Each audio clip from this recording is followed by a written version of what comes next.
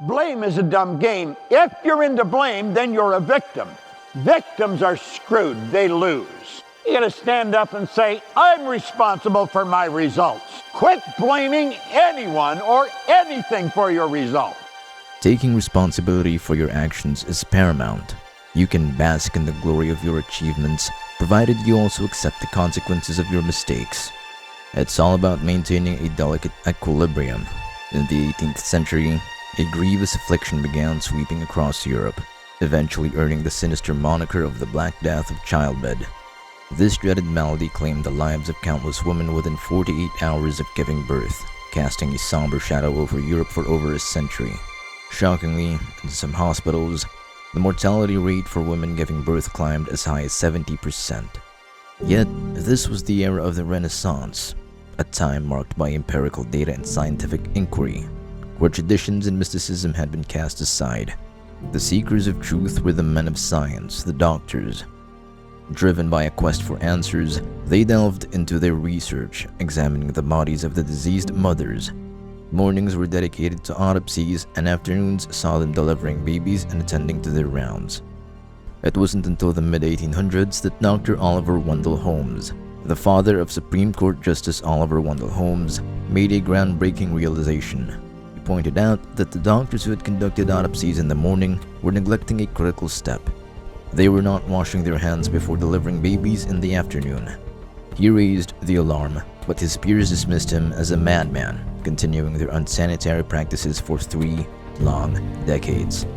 Finally, the day came when someone recognized the truth. Simply washing their hands and sterilizing their instruments could eradicate the Black Death of childbed.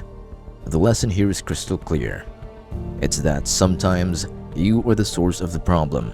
Embrace accountability for your actions. You are entitled to celebrate your achievements, but it must always be in harmony with accepting responsibility for your failures. It's a two-way street, and you can't have one without the other. So I think leadership is influence. And the way to gain influence with people is to intentionally add value to them.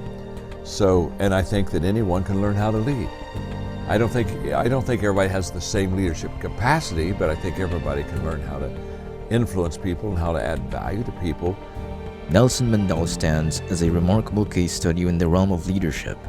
Universally revered as a great leader, he was the son of a tribal chief. When he was asked about his leadership education, Mandela recounted attending tribal meetings with his father, remembering 2 crucial aspects. First, the elders always gathered in a circle, and second, his father consistently spoke last. Throughout your life, you will hear the advice that you need to become a better listener. However, the true art lies in being the last to speak. This phenomenon is observable in boardrooms across the globe, where even those who consider themselves good leaders make the mistake of entering a room, presenting their perspective, and then requesting input. And yet this approach is too late. The ability to hold your opinions in check until everyone has spoken serves a dual purpose. It ensures that everyone feels heard and valued, fostering a sense of contribution among all present. Additionally, it grants you the advantage of hearing the thoughts and ideas of others before you offer your own viewpoint. The key is to keep your own opinions to yourself, neither nodding in agreement nor disagreement. Instead, your role is to ask questions, seeking to understand the reasoning and motivation behind others' opinions and not just the words they utter. Your time to express your perspective will come, and while it might sound simple, it's a nuanced skill.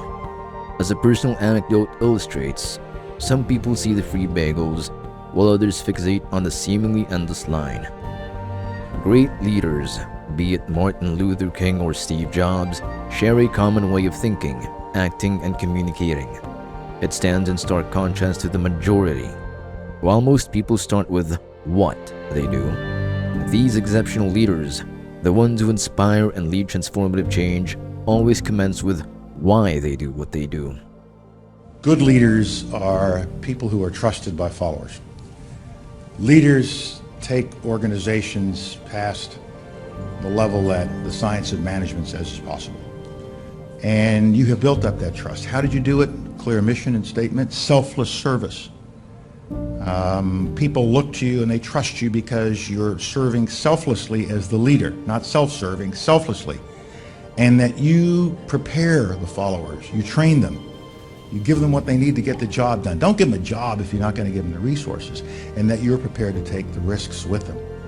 The essence of leadership is about doing all that the science of management says you can with resources, but then taking it that extra step and giving it that spark. And that spark comes from getting people to trust you. Every organization, and even our individual careers, operates on 3 levels: what we do, how we do it, and why we do it. The what encompasses the products, services, and offerings, while the how includes those unique selling propositions and distinctive processes that set us apart. However, it's the why, the purpose, cause, or belief that drives us, that holds the true essence. It's the reason why the company came into existence in the first place.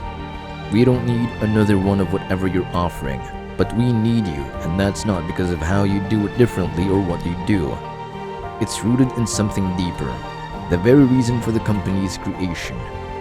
When organizations begin with why, they evoke a visceral, deeply personal response from those who share their beliefs. People find it challenging to explain their profound attraction to brands like Southwest Airlines, Harley-Davidson, or Apple. They mention design, quality, and service, but in reality, it goes deeper than that. Apple inspires loyalty because of the way they perceive themselves. Unlike most other computer companies, they don't start with what they do, but rather why they do it.